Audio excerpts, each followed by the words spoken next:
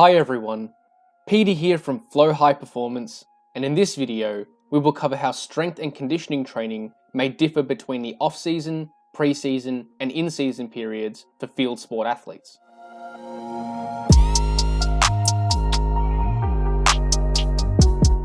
First, we need to explore what strength and conditioning training methods we can use for field sport athletes. We have 8 primary training qualities that can be implemented to enhance athletic performance. These are unloaded sprints, change of direction training, resisted sprints, plyometrics, power training, maximal strength, general strength, and endurance. Not all athletes need to train all these qualities in their sport, and not all qualities will need to be trained all year round. Let's first discuss how athletes should train in the off-season. First, we need to put this period of time into context. For this video, we will define the off-season as a time period after the competitive season and before the following pre-season. This period is completely free from the team's schedule, so the athlete has no sport practice or competitive games with the team. The off-season may last anywhere between 1 to 3 months, depending on the sport and competition schedule. Usually, athletes will take a few weeks of active rest when no specific strength and conditioning training or specific training for their sport will be performed. This is to allow physical and mental recovery from the previous season. During the off-season, all relevant qualities should be trained by the athlete.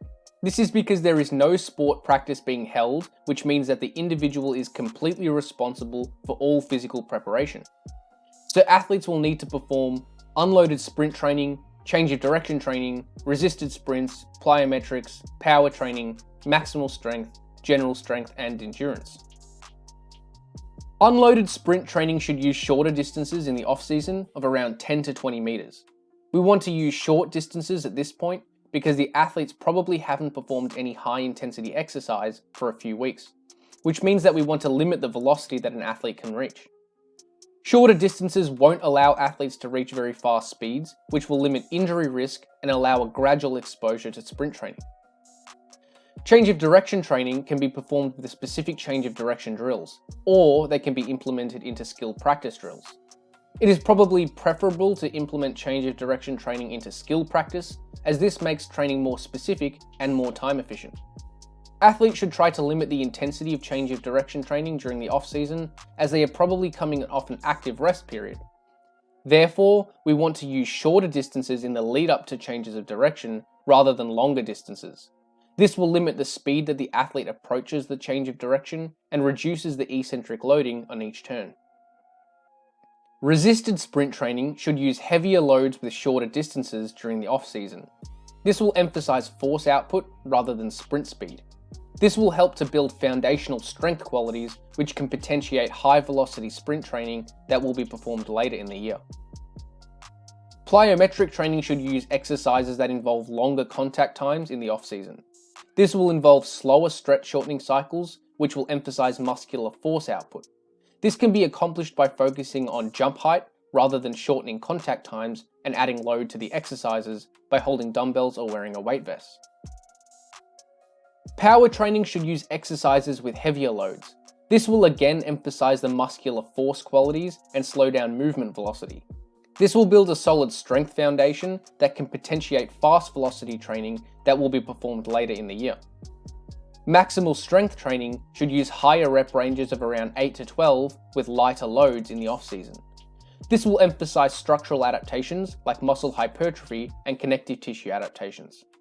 This will build a baseline foundation which can be trained to produce higher forces later in the year. General strength training can use higher volumes in terms of number of sets in the off-season. This is because the athlete doesn't need to be in good condition for any competitive matches or training sessions, so they can afford to feel more sore and fatigued. The off-season is the best opportunity for athletes to build a solid foundation of muscle and strength, since it is the only time of the year that no sport practice is performed. Endurance training can be performed during skill practice or by using separate endurance training sessions. It is preferable for athletes to get most of their endurance work from skill practice, but additional endurance work may be implemented too. Additional endurance work during the off-season should use continuous steady-state running to build a foundation of aerobic capacity. Let's now see how a week of training in the off-season may look from a practical perspective. As we can see here, this athlete is training 5 days per week with 3 field sessions and 2 gym sessions. For sprint training, a distance of 15 meters has been used. For resisted sprints, the sled pull has been implemented with a heavy load, which will be relative to the athlete. For plyometrics, repeated broad jumps have been implemented using an additional 5 kilo weight vest. The athlete then performs their own individual skill training, which will take care of the change of direction and specific endurance work. For the gym sessions, we have implemented the squat jump as a power exercise with heavy loads. The trap bar deadlift has been used as a maximal strength lift in the 8 to 12 rep range. And the dumbbell bench press, stiff leg deadlift, pull-ups, and military press have been implemented as general strength exercises, with a rep range of 8 to 12 and a volume of 4 sets for each exercise on each day. And for the final day of the week, additional endurance training is performed by going for a steady state continuous run. Let's now discuss how athletes can train in the preseason. The preseason period refers to the time after the off-season and immediately prior to the competitive season. This is a time where athletes have started training with the team and there may be some practice matches or practice tournaments before the competitive season begins. Since the preseason leads into the competitive season, we want the athletes to start getting into good condition for their sport. This means that slightly more specific training methods should be used for greater transfer to sport performance. The training qualities that are required to be trained during the preseason are unloaded sprints, resisted sprints, plyometrics, power training, maximal strength, and general strength. Since team practice has begun, athletes will get exposure to enough change of direction training and specific endurance work that it won't need to be implemented into strength and conditioning training sessions. Unloaded sprints should use moderate distances of around 20 to 30 meters during the preseason, as athletes have now had some exposure to sprinting from the off-season. These distances will allow faster velocities to be reached, since the athletes have more time to accelerate to max speeds. Resisted sprint training can now use a moderate resistance. This will allow slightly faster speeds to be reached and teaches athletes to produce force in faster timeframes. Plyometric training should use exercises with moderate ground contact times in the preseason to start training a faster stretch shortening cycle. This will have more transfer to athletic performance, as most athletic exercises involve fast stretch shortening cycle activity. Power training should use moderate loads in the preseason. This will allow faster movement velocity than the off-season, but still requires moderate muscular force to be produced. Maximal strength training should now use a moderate rep range of around 4 to 7 reps. This will involve heavier loads to be lifted and requires higher force to be produced. And general strength training can now use a moderate volume. We want to keep developing muscle and strength during the preseason, but we don't want high volumes that will cause excessive soreness and fatigue. An example week of training during the preseason may look something like this. As we can see here, this athlete has team practices 3 times per week on Tuesday, Thursday, and Saturday. They will also include an additional field session on Monday and 2 gym sessions on Wednesday and Friday.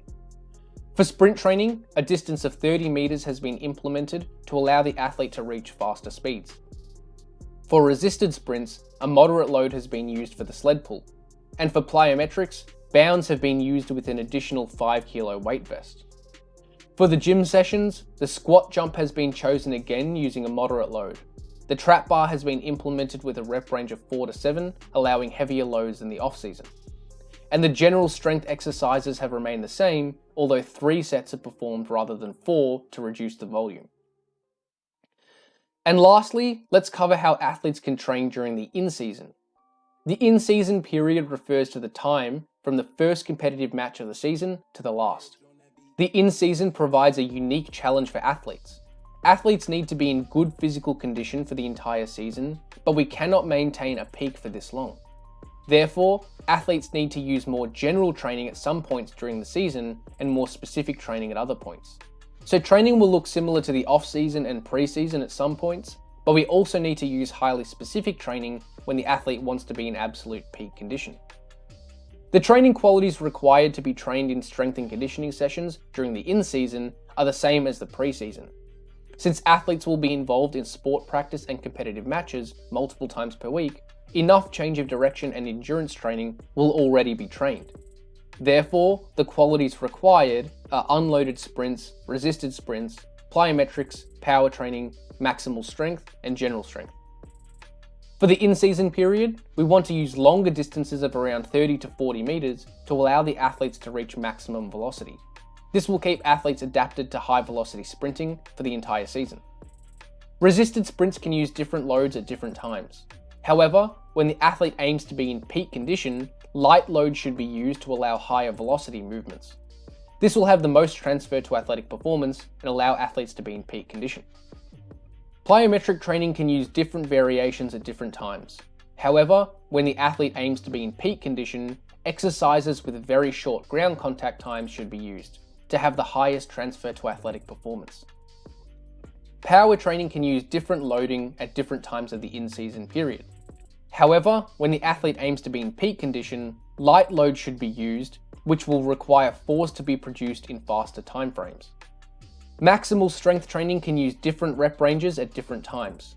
However, when the athlete aims to be in peak condition, low rep ranges of around 1 to 3 should be used for the heaviest loads to be lifted and the highest forces to be produced.